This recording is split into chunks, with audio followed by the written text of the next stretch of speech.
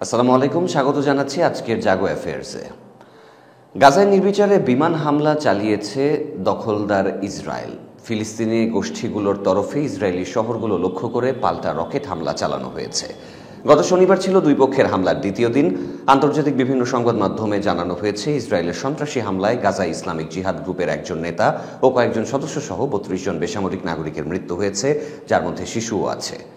এছাড়াও আহত হয়েছে অন্তত ২৬১ জন। ওদিকে পশ্চিম তীরে ইসরায়েলি বাহিনী অভিযান চালিয়ে কমপক্ষে ১৯ জনকে আটক করেছে। ইসরায়েল জানিয়েছে, অভিযানের বিষয়টি আগেই ঠিক করে রাখা ছিল। এ থেকে বোঝা যায়, হামলা ও হত্যাকাণ্ড পরিকল্পিত। ১ বছরেরও বেশি সময় ধরে গাজার সীমান্ত মোটামুটি শান্ত ছিল। তার আগে ফিলিস্তিন ও ইসরায়েলের মধ্যে কয়েকদিনের টানা সংঘর্ষে গাজায় ২৫০ জন এবং ইসরায়েলে ১৩ জনের মৃত্যু হয়েছিল।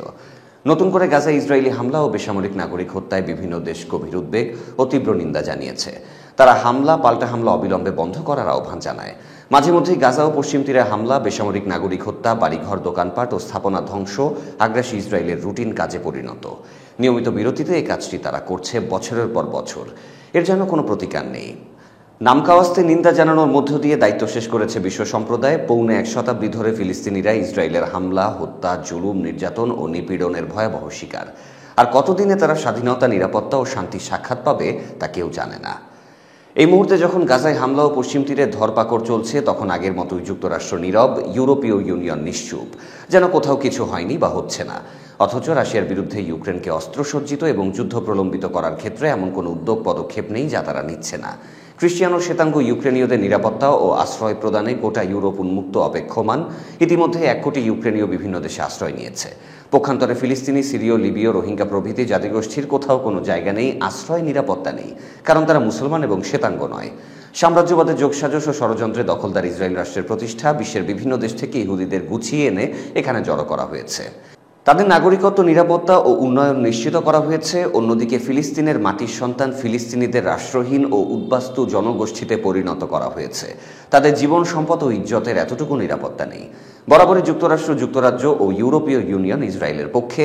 তারা ইহুদিবাদীদের রক্ষক। তারা বিপদাপদ ও সমস্যা সংকটের সব সময় পাশে দণ্ডায়মান।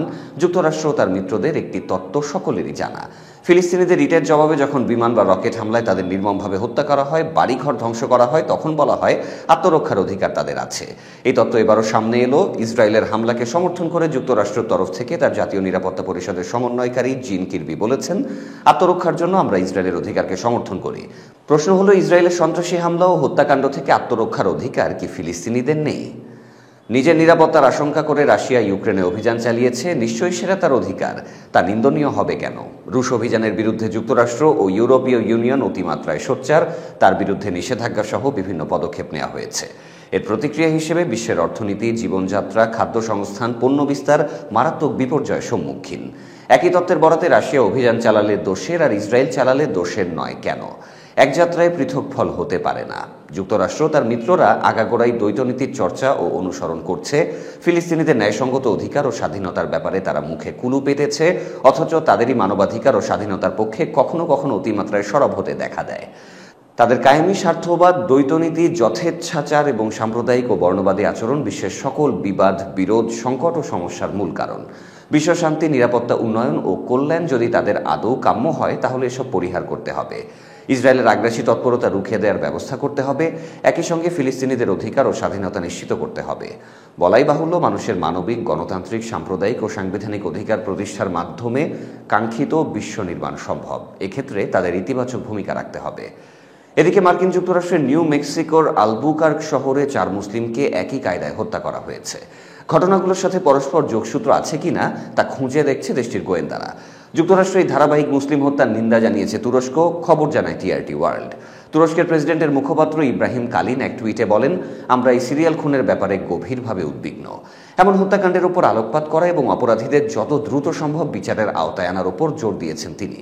গত শুক্রবার দক্ষিণাঞ্চলীয় রাজ্য নিউ মেক্সিকোতে একজন মুসলিম ব্যক্তিকে হত্যা করা হয়েছে। তদন্ত কর্তৃপক্ষ জানিয়েছে, গত 9 মাসে এই অঞ্চলে একইভাবে আরও 3 জন মুসলিমকে হত্যা করা হয়। এসব হত্যাকাণ্ডের সাথে একই খুনিরা জড়িত কিনা তা খতিয়ে দেখা হচ্ছে। আলবুকার্কের পুলিশ প্রধান হ্যারল্ড মেডিনা বলেন, এই হত্যাকাণ্ডের সাথে আরও 3 জন মুসলিম পুরুষের যোগসূত্র থাকতে পারে, যারা অ্যাম্বুশ স্টাইলের গুলিতে নিহত হয়েছেন। পুলিশ কর্মকর্তা কাইল হার্টসক জানিয়েছেন, যে ব্যক্তি বা ব্যক্তিরা মুসলমানদের হত্যা করেছে তারা একই ব্যক্তি হতে পারে। অপরদিকে তুরস্ক রাশিয়ার অর্থনৈতিক সহযোগিতার সম্পর্ক গভীর করে চলেছেন রিসেপ তাইপ এরদোয়ান এবং ভ্লাদিমির পুতিন। এ নিয়ে নড়ে চড়ে বসেছে পশ্চিমা সরকাররা। তারা হুঁশিয়ারি দিয়েছে রাশিয়াকে পশ্চিমা নিষেধাজ্ঞা এড়াতে সাহায্য করলে ন্যাটো সদস্য তুরস্কের বিরুদ্ধে শাস্তিমূলক ব্যবস্থা নেওয়া হবে। গত শুক্রবার রাশিয়া ও তুরস্ক উভয় দেশের প্রেসিডেন্টের মধ্যে বাণিজ্য ও জ্বালানিতে সহযোগিতা নিয়ে 4 ঘণ্টাব্যাপী বৈঠক হয়। যুক্তরাজ্য ভিত্তিক প্রভাবশালী পশ্চিমা গণমাধ্যমকে এ নিয়ে তাদের উদ্বেগের কথাও জানান 6 জন পশ্চিমা সরকারি কর্মকর্তা। রাশিয়া ও তুরস্কের সহযোগিতামূলক খুব ঘনিষ্ঠভাবে পর্যবেক্ষণ করা হচ্ছে বলে জানান ইউরোপীয় ইউনিয়নের এক কর্মকর্তা। তুরস্ক রাশিয়ার জন্য একটি বাণিজ্যিক প্ল্যাটফর্ম হয়ে উঠছে বলেও তিনি উদ্বেগ প্রকাশ করেন। আরেক কর্মকর্তা অবশ্য বলছেন, রাশিয়ার প্রতি তুরস্কের সাম্প্রতিক আচরণ খুবই সুযোগ সন্ধানী ধরনের। তুরস্ক যেন এ নিয়ে আমাদের শঙ্কার বিষয়টিতে মনোযোগ দেয়, আমরা সেই চেষ্টাই করছি। এদিকে যুক্তরাষ্ট্রের পক্ষ থেকে বারংবার হুঁশিয়ারি উচ্চারণ করে বলা হয়েছে, যেসব দেশ রাশিয়াকে পশ্চিমা নিষেধাজ্ঞা এড়িয়ে বাণিজ্য করতে সহায়তা করবে তাদের বিরুদ্ধে দ্বিতীয় দফায় নিষেধাজ্ঞা দেওয়া হবে। এমনকি এই নিষেধাজ্ঞা মার্কিন সরকারের আইনি অধিকার বহির্ভূত হলেও তাতে পিছু হটবে না ওয়াশিংটন।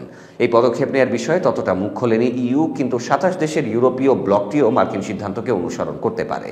গত জুনে তুরস্ক সফরে যান যুক্তরাষ্ট্রের উপ অর্থমন্ত্রী ডেপুটি ট্রেজারি সেক্রেটারি ওয়ালি অ্যাডেইমো।